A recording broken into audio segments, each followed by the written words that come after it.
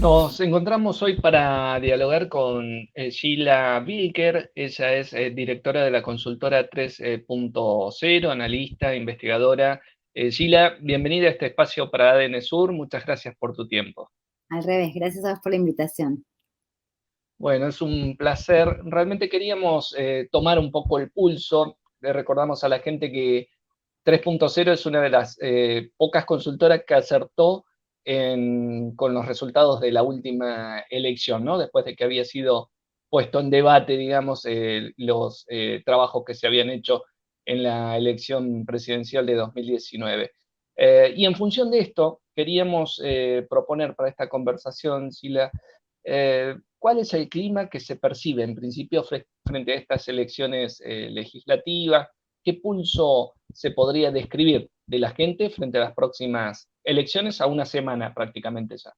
Bueno, lo primero que me gustaría señalarte es, por supuesto, hacer una distinción entre los votantes convencidos, duros, los núcleos duros, los votantes más intransigentes de cada espacio, y lo que pasa con, por ahí, los segmentos más blandos o menos definidos, o con identidades políticas más laxas o sin identidad política, porque si no uno habla de generalidades y pareciera que los engloba a todos. En primer lugar, hay algo que es el clima anímico, que sí alcanza al grueso de la población, y es un clima anímico realmente muy adverso, un clima de mucha dificultad en cuanto a temas económicos, donde el desempleo se vuelve a entrar en escena. Así que estamos ante un clima que es muy, muy difícil, ¿no? Muy, muy duro, donde también domina la incertidumbre, el desánimo, el sentimiento de crisis, tanto en lo económico como en lo social.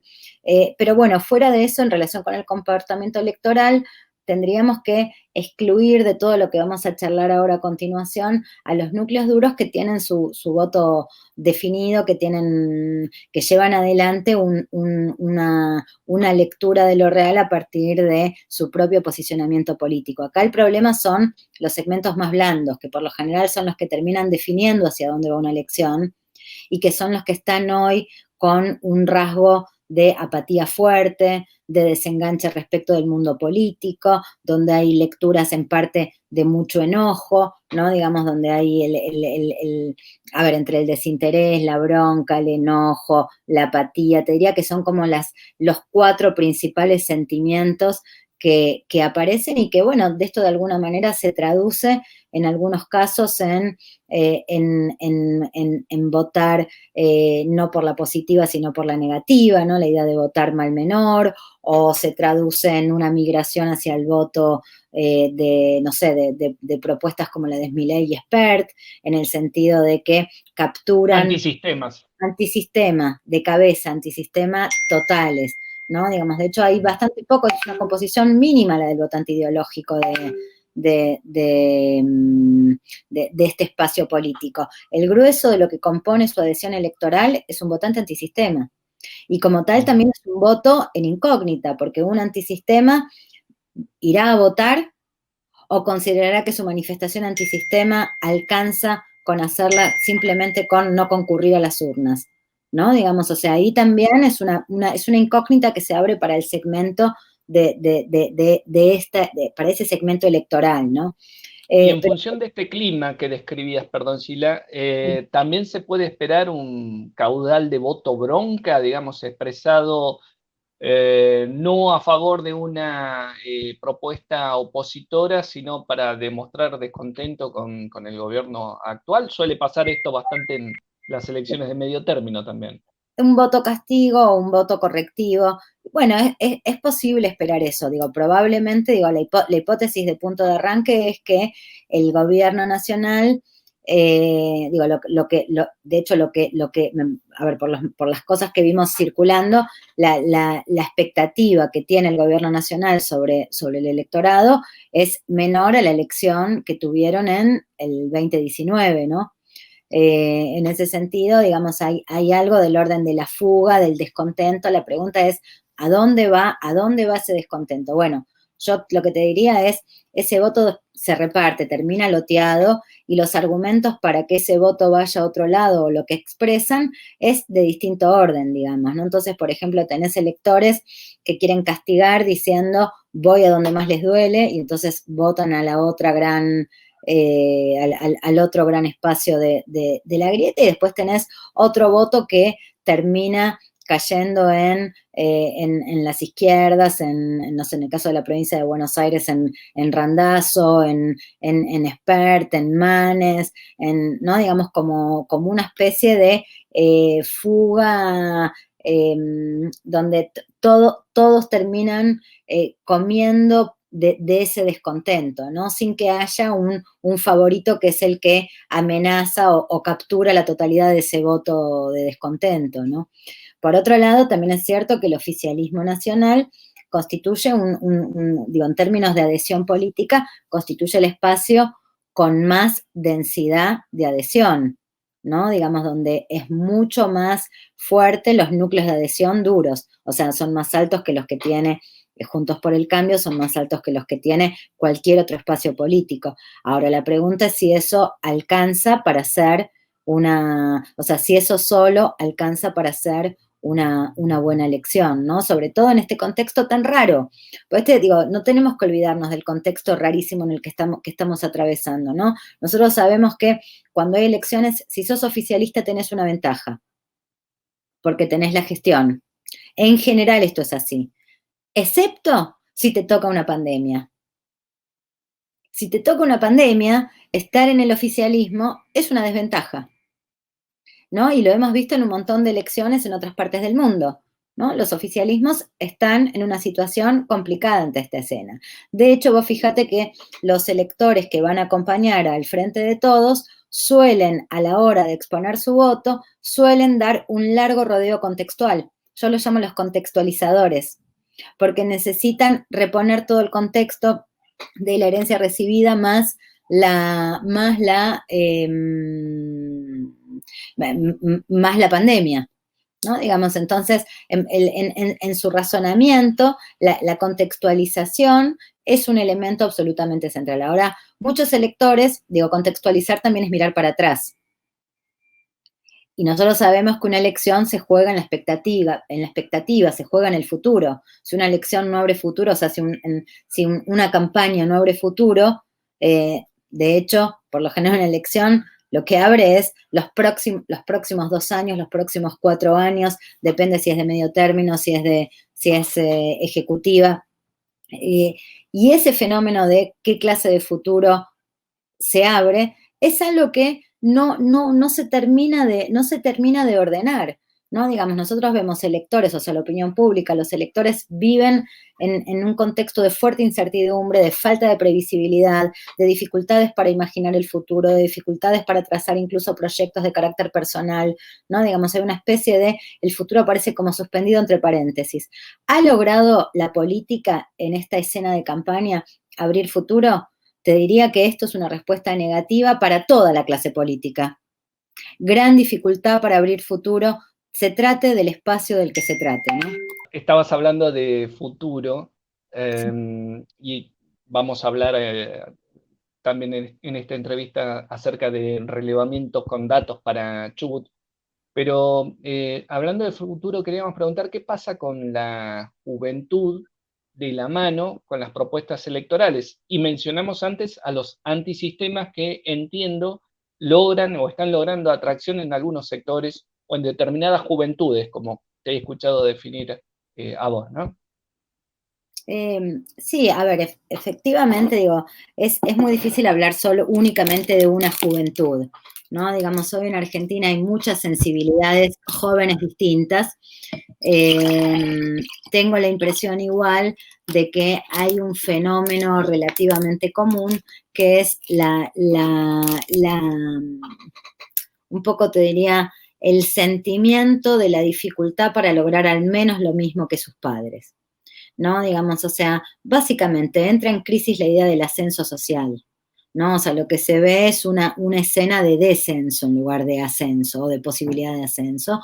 Lo que se ve es una escena donde las oportunidades son cada vez más escasas. Lo que se ve también es una escena en que las oportunidades están de alguna manera distribuidas desigualmente según tus contactos, ¿no? Digamos, y eso introduce el problema de la agenda antiprivilegio, quién accede a qué cosas. Bueno, esos son temas que de alguna manera están rondando un poco la imaginación juvenil. Por ahí no te lo dicen de esta manera, pero te dicen, che, no puede ser que este consiga laburo porque es no sé qué y yo que estudié no sé qué no consigo. Bueno, básicamente lo que están poniendo en escena es todo lo que te acabo de decir, agenda antiprivilegios, achique de oportunidades.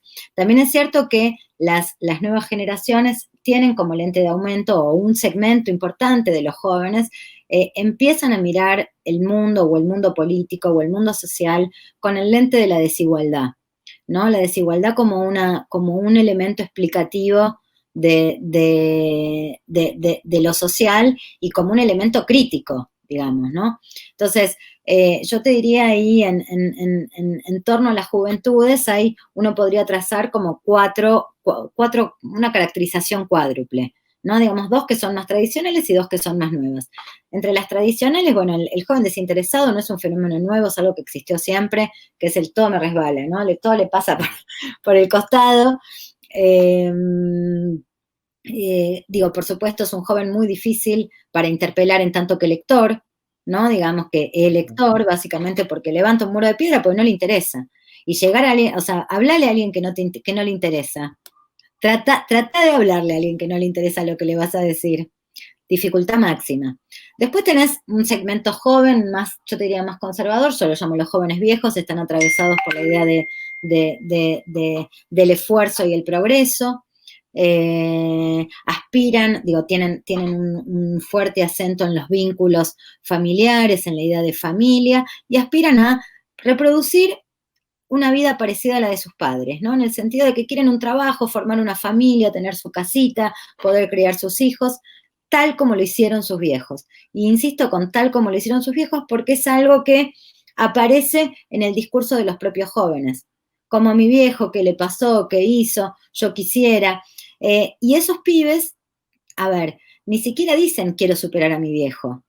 Su aspiración es al menos lo que hizo mi viejo. Al menos, y te lo dicen con pesar. Un segmento importante de esos jóvenes viendo que eso es profundamente imposible, se han vuelto antisistema y van a engrosar las filas de los votantes libertarios. Y finalmente, que sería como un tercer segmento donde hay algo ahí nuevo, ¿no? Digamos, donde hay una sensibilidad antisistema fuerte, de rechazo por las dos grandes mayorías, ¿no? Digamos, y por la clase política y las formas clásicas de expresión de la política en general. Por eso yo creo que ahí hay una interpelación muy importante en términos de los aspectos formales del discurso de Milei o de Spert, ¿no? Digamos, esas formas por ahí un poco agresivas, un poco pateadoras del tablero, un poco, o sea, que uno la podría caracterizar como políticamente incorrectas, e incluso, bueno, me queda un poco corta si digo políticamente incorrectas, también uno puede decir incluso un poco violentas, ¿no? ¿Y qué, justamente qué encuentran estos sectores de la juventud en esta opción antisistema? Ese desenfado, bueno, hablabas de hasta modos violentos también. Le escuchaba a Raúl Timerman días atrás en una entrevista decir que si hoy hubiera un mayo francés sería de la derecha y no de la izquierda, en función de precisamente este fenómeno, ¿no? ¿Cómo lo ves? ¿Qué te parece que encuentra la juventud en estos sectores? Yo creo que coincido bastante con Raúl en el sentido de que el fenómeno más disruptivo de hoy es el fenómeno libertario, es un fenómeno joven y predominantemente masculino, ¿eh? No es un fenómeno, o sea, ahí también no es solo joven, es también masculino, ¿no? Digamos, de hecho, hay por cada lectora mujer hay 3 o 4 lectores hombres, ¿no? Del espacio. O sea, claramente le hablan a un público o entra o pega, no sé si le hablan, creo que le hablan a todos, pero logran penetrar en un público de corte masculino. O sea, digo, por eso te digo, no es solo edad, ahí también es género. Y creo claramente que, bueno, hoy si vos pensás cuál es la oferta más pateadora del tablero, más disruptiva, más a contrapelo de lo que es esperable de la política o de lo que es previsible. Y bueno, es este discurso que realmente, no sé en el contenido, pero sí francamente en los aspectos formales, representa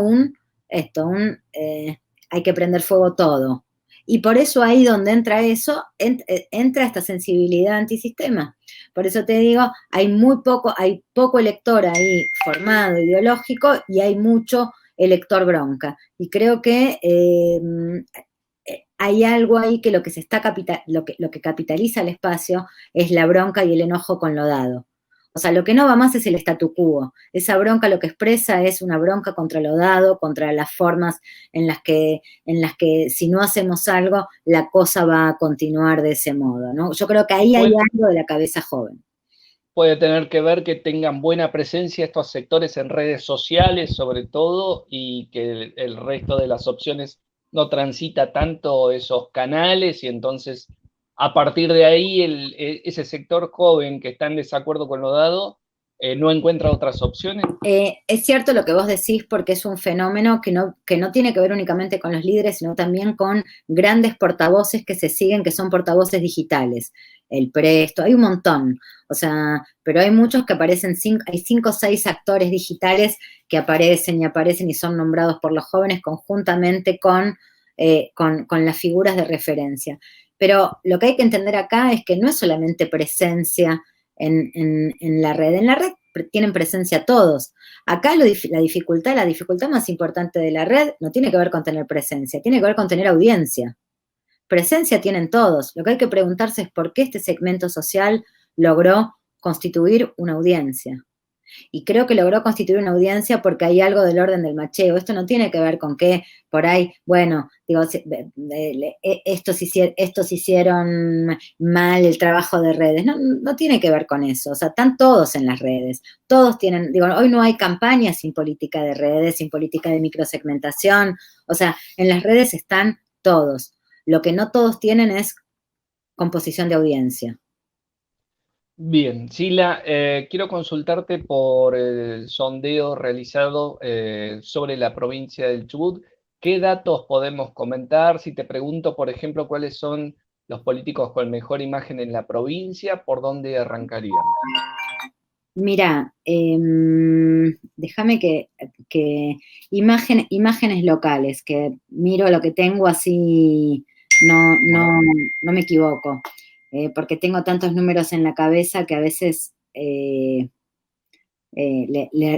erramos, ¿no? Oh, sí, Erramos. seguro. Mira, en nuestro relevamiento, nosotros tenemos en primer lugar a Federico Mazzoni como una figura con una imagen positiva y balance positivo. Y después está Ignacio Torres, que también está segundo en el ranking que nosotros hicimos y que también tiene un diferencial de imagen positivo. Te diría que son ellos dos y una figura más, los únicos 3 que tienen diferencial o balance de imagen positivo. El Te resto... aporto Ana Clara Romero, que estuve leyendo el relevamiento también.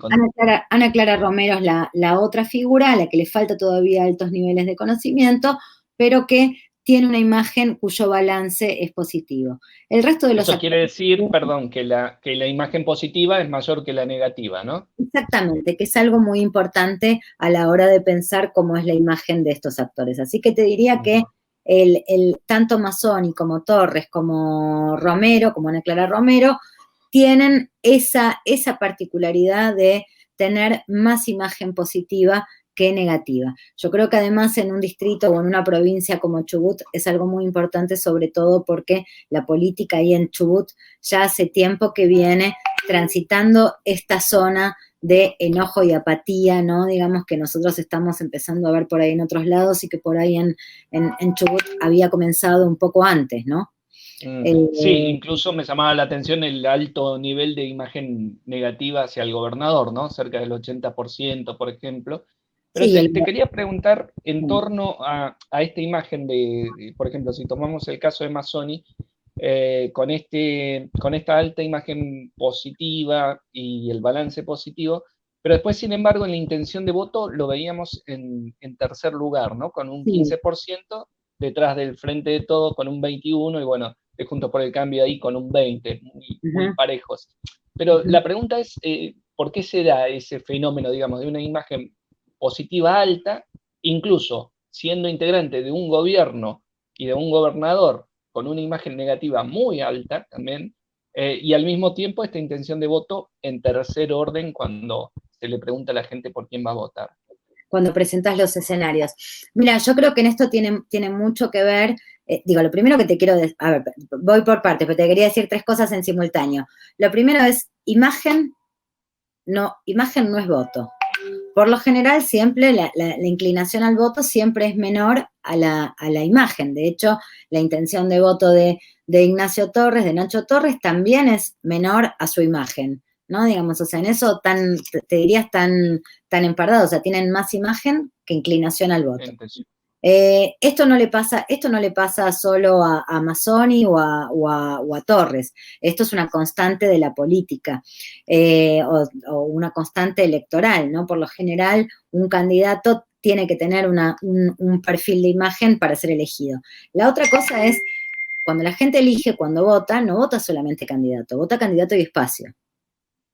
A veces se sobreponen los espacios y prima el candidato. A veces los espacios sobreimprimen sobre los candidatos. Te diría que en cada caso se produce algo particular, ¿no? Digamos, pero me da la impresión a mí acá que justamente el Chubut somos todos y la imagen del gobernador conspiran de alguna manera para que Mazzoni haga una performance, si querés, un poco más importante. De todos modos, cuando yo leo la escena electoral, lo que veo es una escena de mucha paridad, ¿no? Digamos, es una escena de mucha paridad donde con claridad la interna de Juntos por el Cambio está liderada o aparece como favorito Nacho Torres, donde Mazzoni aparece también capturando una porción importante de los votos, y Linares, como representante del Frente de Todos, que también tiene una adhesión en la provincia considerable, también está en torno te diría casi como a la misma puntuación, ¿no? Digamos. Entonces, lo que vos ves ahí es un escenario donde, digo, podemos hablar por ahí con claridad de cómo se está ordenando la interna en Juntos, pero que después, de cara a las generales, pareciera haber bueno, igual hay que esperar digo, sabemos que los últimos días siempre la cosa se acomoda, que los indecisos advienen al principio de realidad y finalmente tienen que optar, tienen que elegir, pero más allá de eso, me parece que es una escena de mucha paridad, ¿no? Sí, nos llamaba la atención 21, 20, 21 al Frente de Todos, 20 Juntos por el Cambio, y bueno, 15% sería la tercera opción en este caso encabezada por Mazzoni, ¿no? Realmente un escenario de paridad y que habrá que ver cómo se termina de definir. Sheila, me quedaría charlando media hora más, pero bueno, no queremos abusar de tu tiempo. Ha sido muy interesante la posibilidad de poder tener esta entrevista. Te agradezco profundamente y bueno, ojalá podamos volver a conversar previo a las generales. Cuando gustes. Gracias, Raúl. Un abrazo. Ha sido un placer. Hemos conversado con Sheila Birker, directora de la consultora 3.0. Será hasta una próxima oportunidad.